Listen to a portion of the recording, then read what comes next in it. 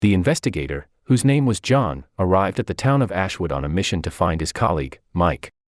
Mike had been last seen in the outskirts of the town, and John had been tasked with finding out what had happened to him.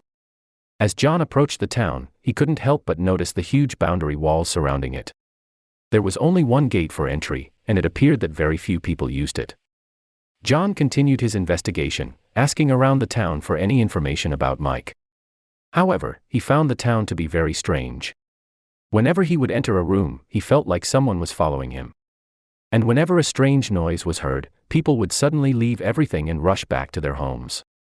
When he asked them why they did this, they would just give him blank stares and refuse to answer.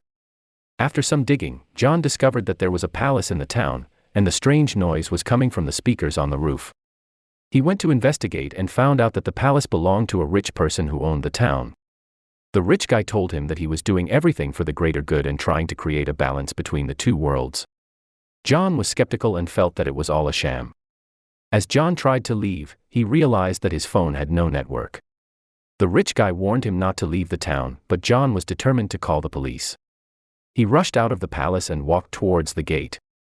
As he stepped out, he saw that the world outside the town was completely shattered. The trees were dead, and there wasn't a single person in sight. As dusk began to fall, John heard the sound from the speakers of the palace again. This time, he felt that something was coming closer to him. Suddenly, a pack of creatures appeared and jumped on him. John tried to fight them off, but there were too many of them.